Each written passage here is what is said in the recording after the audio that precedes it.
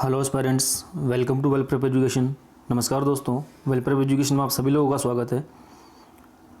Guys, आज एक जो काफ़ी क्वेरी आ रही थी नाइलिट ओ लेवल कोर्स के बारे में, ठीक है, तो उससे रिलेटेड ये वीडियो है क्योंकि काफ़ी सारे एग्जाम्स में आपने देखा होगा कि ओ लेवल का जो कोर्स है वो मांगा जाने लगा है और स्टेट गवर्नमेंट की जॉब्स में भी मांगा जा रहा है। हालांकि कई स्टेट गवर्नमेंट्स इसको जो है हटा रही हैं धीरे धीरे करके, लेकिन अभी भी मौजूदा स्थिति में भी बहुत सारी स्टेट गवर्नमेंट्स की ऐसी जॉब्स हैं जिनमें ओ लेवल कोर्स को मांगा जा रहा है, राइट। तो आज की वीडियो में मैं डिस्कस करूंगा एलिजिबिलिटी क्राइटेरिया, नया सिलेबस, ठीक है, और इस कोर्स को परस्यू करने का बेनिफिट क्या है, बेसिकली क्या बेनिफिट है, और मतलब टोटली जो डिटेल्स हैं आपका ओ लेवल कोर्स से रिलेटेड वो पूरा का पूरा हम इस वीडियो में डिस्कस करेंगे, राइट। तो आप लोगों से एक रिक्वेस्ट है कि जिनको ये टॉपिक इंटरेस्टिंग लग रहा हो, जो लोग इस फील्ड में ओ लेवल कोर्स परस्यू करना चाह रहे हो, वो लोग बने रहें वीडियो के साथ। और जिन लोगों को लगता है, जो ऑलरेडी कर चुके हैं और या उन्हें लगता है कि उन्हें नहीं करना चाहिए ये कोर्स, वो प्लीज़ स्किप कर सकते हैं। लेकिन हाँ, जिन्होंने एक माइंड में बेस बना रखा है कि यार मुझे कोर्स करना चाहिए, तो वो प्लीज़ वो पूरा वीडियो देख सकते हैं, राइट। सो गाइज़, मैं आज ये मेरा टॉपिक चुनने का जो मेन मोटिव था वो यही था क्योंकि नाइलिट कोर्सेज़ के साथ मेरा एक्सपीरियंस रह चुका है पहले का। 2011 में मैंने ओ लेवल कोर्स परस्यू किया था नाइलिट से, जब उसका नाम डोएक ही था, राइट, डोएक नाम था। और 2013 में मैंने ए लेवल कोर्स किया था नाइलिट का। तो मैं शायद आप लोगों को ज़्यादा बेटर गाइड कर पाऊँगा in comparison to a person जिसको कि उसके बारे में कुछ भी नहीं पता, ठीक है। तो कैसे क्लियर किया जाना चाहिए, कैसे क्या स्ट्रेटेजी रहनी चाहिए, वो सारी चीज़ें डिस्कस करेंगे इस वीडियो के अंदर, राइट। तो सबसे पहले स्टार्ट करने से पहले नाइलिट क्या है बेसिकली वो आपको पता होना चाहिए। देखिए, नाइलिट क्या है? National institute of electronics and information technology, जिसको पहले हम डोएक सोसाइटी के नाम से जानते थे, ठीक है। तो ये ministry of electronics and information technology government of India के अंदर आती है ये संस्था, जो कि डिफरेंट आपको फॉर्मल एंड इनफॉर्मल कोर्सेज करवाती है, नॉन फॉर्मल कोर्सेज करवाती है, जो कि आपका O level and A level जो कोर्सेज हैं ये आपके नॉन फॉर्मल कोर्सेज के अंदर आते हैं, राइट। अब बात करते हैं इसका बेनिफिट क्या है ओ लेवल कोर्स का। देखिए, वीडियो के वेरी स्टार्ट में मैंने आप लोगों को बता दिया था कि गवर्नमेंट जॉब्स में मांगा जाता है, राइट। और दूसरा मैं ये कहूँगा, अगर आपको आईटी फील्ड में अपना करियर बनाना है तो आप BCA MCA जैसे कोर्सेज़ की तरफ जाएं। क्लियरली अगर मैं कहूँ आपको, ठीक है, तो उस तरफ आप जाएं। प्राइवेट सेक्टर में आपको अपना जो है करियर बनाना हो आईटी के अंदर, तो आप BCA MCA जैसे कोर्सेज़ कर सकते हैं, अगर मैं फ्रेंकली बोलूँ आपको तो, राइट। लेकिन अगर आपको ऐसा है कि आपको गवर्नमेंट जॉब की आपको प्रिपरेशन कर रहे हैं, तो आपने देखा होगा अगर ओ लेवल नहीं मांगा जाता है तो कई जगह पर आपको कंप्यूटर का नॉलेज बोल देता है वो, कि कंप्यूटर का नॉलेज आपको होना चाहिए, ठीक है, ये 1 ईयर का सर्टिफिकेट होना चाहिए, 6 मंथ का सर्टिफिकेट होना चाहिए कंप्यूटर में। तो मैं ये कहूँगा कि कोई और कोर्स ना करके आपको ओ लेवल का कोर्स कर लेना चाहिए। वो क्या करता है, आपकी जो है आईटी की अंडरस्टैंडिंग को काफ़ी थोरो कर देता है, काफ़ी अच्छा कर देता है, ठीक है। और मतलब कोई अदर कोर्स करने से अच्छा, क्योंकि ओ लेवल का जो कोर्स का जो बेस है वो काफ़ी स्ट्रॉन्ग है, तो आपको आईटी का काफ़ी अच्छा जो है अंदाज़ा हो जाएगा इस कोर्स को करने के बाद। हालांकि थोड़ा सा डिफ़िकल्ट है बट काफ़ी अच्छा कोर्स रहता है, ठीक है। तो जो भी लोग गवर्नमेंट सेक्टर की प्रिपरेशन कर रहे हैं, गवर्नमेंट सेक्टर एग्ज़ाम की प्रिपरेशन कर रहे हैं, तो वो लोग इसको बिल्कुल कर सकते हैं। और थोड़ा सा हार्डवर्क देना पड़ेगा, लेकिन बिल्कुल थोड़ा सा टाइम देना पड़ेगा, आप लोग इस कोर्स को अच्छी तरीके से कर सकते हैं, राइट। नेक्स्ट वन, देखिए, इस कोर्स को करने के 2 तरीके हैं, ठीक है। या तो आप एक इंस्टीट्यूट के थ्रू करेंगे या आप डायरेक्टली करेंगे, ठीक है। देयर आर 2 मेथड्स, या तो इंस्टीट्यूट के थ्रू या तो डायरेक्ट, आपके पास दोनों ऑप्शंस हैं, जो आपको बेटर लगे आप वो कर सकते हैं, ठीक है। इंस्टीट्यूट से करने का फ़ायदा कि वहाँ पर आपको क्लासेस मिल जाती हैं, ठीक है, आपको वहाँ पे टीचर और स्टूडेंट का इंटरेक्शन मिल जाता है। लेकिन एक बात मैं आप लोगों को बता दूँ, फ्रेंकली अगर मैं बोलूँ, क्योंकि मैं आपसे नहीं छुपाऊँगा कि जो नाइलिट के कोर्सेज़ हैं इनके लिए अच्छी फैकल्टीज़ नहीं मिल पाती हैं एक्चुअली। इनके जो इंस्टीट्यूट्स में जो टीचर्स होते हैं, या तो वो होते ही नहीं हैं, या तो हो सकता है आईटी का जो टीचर है वो कोई आपको दूसरा सब्जेक्ट पढ़ा रहा हो, ठीक है। तो यानी कि रिसोर्सेज अवेलेबल नहीं हो पाते हैं। तो मैं यही कहूँगा, अगर आप घर पे अगर आप लोग टाइम दे सकते हैं तो आप डायरेक्टली करें इसको, ठीक है। नाइलिट के जो रजिस्ट्रेशन पोर्टल है उस पर जाकर आप रजिस्टर कराएं अपने आप को और एग्ज़ाम फॉर्म अप्लाई करें, ठीक है। और उसके बाद आप सेल्फ स्टडी से करें, मार्केट से बुक्स परचेज़ करके, अगर आप टाइम दे सकते हैं तो, ठीक है। क्योंकि ये जो कोर्सेज़ हैं ये कोई फॉर्मल कोर्सेज़ की तरह इनकी जो है टीचिंग नहीं मिल पाती है इंस्टीट्यूट्स में, और काफ़ी अच्छे कॉलेजेस इसको नहीं करवाते हैं, ठीक है। इनका जो रजिस्ट्रेशन होता है वो छोटे मोटे इंस्टीट्यूट्स के पास ही होता है, और जो इनकी फ़ी होती है वो भी काफ़ी ज़्यादा होती है। तो मैं यही कहूँगा, अगर आप डायरेक्टली कर सकते हैं तो प्लीज़ आप कर सकते हैं। लेकिन आपको टच चाहिए स्टूडेंट टीचर वाला, तो आपको इसके थ्रू जाना चाहिए, इंस्टीट्यूट के थ्रू, राइट। एलिजिबिलिटी क्राइटेरिया की अगर मैं बात करूँ तो ओ लेवल कोर्स के लिए एलिजिबिलिटी क्राइटेरिया क्या होनी चाहिए? अगर आप किसी इंस्टीट्यूट के थ्रू जाते हैं तो आप 10+2, ठीक है, या कोई डिप्लोमा आपके पास हो गवर्नमेंट का, ठीक है, 1 साल का, 10वीं के बाद भी तो भी चल जाएगा, ठीक है, या आपके पास ITI सर्टिफिकेट हो तो भी आप कर सकते हैं ओ लेवल कोर्स, राइट। यानी कि 10+2 बेसिकली अगर मैं नॉर्मली बात करूँ तो 10+2 के बाद आप कर सकते हैं इंस्टीट्यूट से। और अगर आप डायरेक्ट अप्लाई करना चाहते हैं तो भी आप 10+2 के बाद कर सकते हैं, और उसमें जो है उन्होंने 1 ईयर का एक्सपीरियंस जो है रखा हुआ है, वो हो जाता है। जब आप डायरेक्टली आप अप्लाई करेंगे तो वहाँ पर एक्सपीरियंस में 1 ईयर डालेंगे तो आपका अप्लाई हो जाएगा फॉर्म, ठीक है। कोई हार्ड कॉपी की रिक्वायरमेंट नहीं होती है एक्सपीरियंस सर्टिफिकेट की, तो आप अप्लाई कर सकते हैं डायरेक्टली भी, ठीक है। या आप ग्रेजुएट हो तो आपको कोई एक्सपीरियंस नहीं दिखाना है, ठीक है। तो ये तो रही एलिजिबिलिटी क्राइटेरिया कि आप क्या आपकी एलिजिबिलिटी क्राइटेरिया होनी चाहिए इस कोर्स को परस्यू करने के लिए, ठीक है। आप सिलेबस की बात करते हैं। नवंबर 2019 में जो है इसका जो पैटर्न जो है रिवाइज्ड हुआ, ठीक है, रिवीजन 5 आया डोइक के ओ लेवल कोर्स का, और इसके अंदर जो टॉपिक्स इन्होंने चेंज किए, देखिए जो पहला है M1R5 information technology tools and network basics, right, information technology tools and network basics. तो ये पहले basically IT tools and it's applications था, इसमें इन्होंने अभी नेटवर्क बेसिक्स का पार्ट और ऐड कर दिया है, ठीक है। और M2 में इन्होंने किया है वेब डिज़ाइनिंग एंड पब्लिशिंग, ठीक है, तो वेब डिज़ाइनिंग का पार्ट है। M3 है आपका पाइथन, M4 है आपका internet of things and it's applications, right.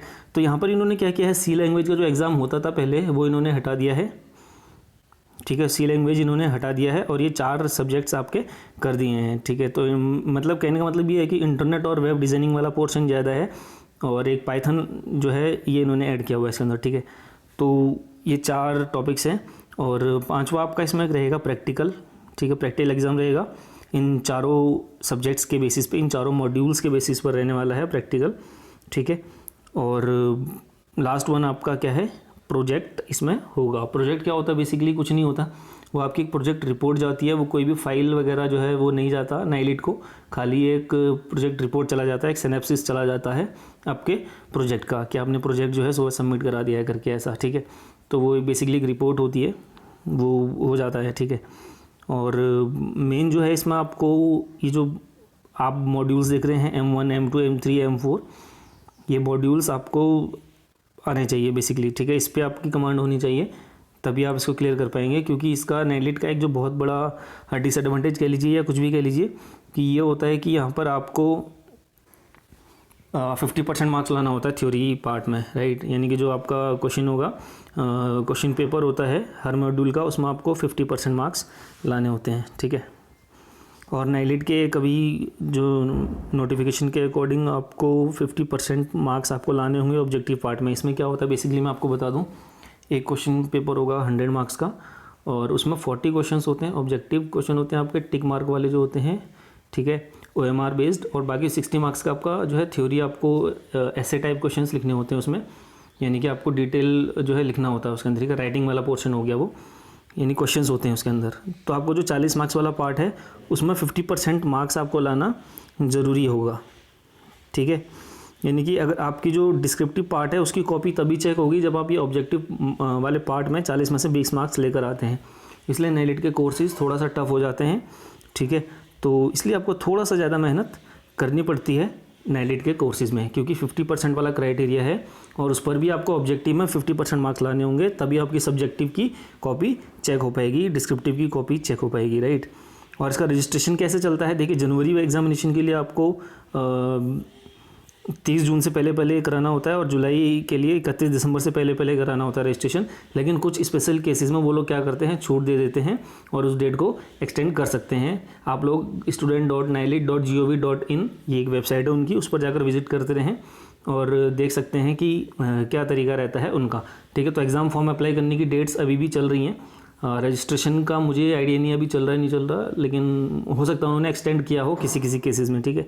तो आप वेबसाइट पर जाकर विजिट करके देख सकते हैं अगर आप इंटरेस्टेड हों, अदरवाइज़ आप अगले सेमेस्टर के लिए अप्लाई कर सकते हैं। सो ये नोटिफिकेशन मैंने आपको दिखाया जिसमें उन्होंने लिखा हुआ है कि 50% मार्क्स लाना रहेगा आपका ऑब्जेक्टिव पार्ट में, तभी आपके डिस्क्रिप्टिव की कॉपी इवेल्यूएट होगी, अदरवाइज़ वो इवेल्यूएट नहीं हो पाएगी, ठीक है। फ़ी की बात करें तो ओ, ए और बी और सी लेवल के लिए आपको 500 रुपये जो है फ़ी लगती है रजिस्ट्रेशन की।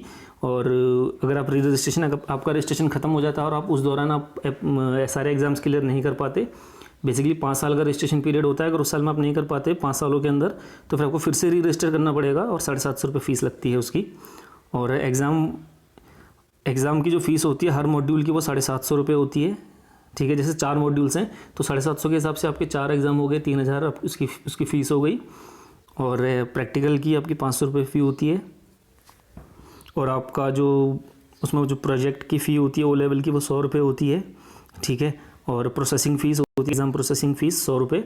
यानी कि जब भी आप एग्ज़ाम अप्लाई करेंगे, सपोज़ आपने 2 एग्ज़ाम अप्लाई किए, 750 रुपये के हिसाब से 1500 हो गए और साथ में 100 रुपये प्रोसेसिंग का लगेगा आपका, तो आपका 1600 रुपये बनेगा अगर आप एक सेमेस्टर में 2 पेपर देते हैं तो, ठीक है। यानी कि प्रोसेसिंग वो टोटल पे लगती है 100 रुपये, जितने भी आप चाहे कितने भी उसमें फॉर्म अप्लाई करें, कितने भी एग्ज़ाम उसमें आप अप्लाई करें, लेकिन 100 रुपीज़ ही प्रोसेसिंग फ़ी होगी, राइट।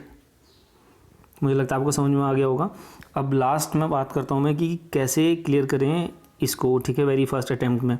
देखिए अभी तो सिलेबस थोड़ा सा चेंज हो गया है, ठीक है। एक तो उन्होंने पाइथन कम्प्लीटली न्यू आ गया है, तो वो तो आपको पढ़ना ही पड़ेगा, पाइथन लैंग्वेज वाला पार्ट। और जो पुराना है कहीं ना कहीं वो जो है लास्ट ईयर से ही रिलेटेड है, कहीं ना कहीं आईटी से, इंटरनेट और इसके इर्द गिर्द ही घूमता है सिलेबस।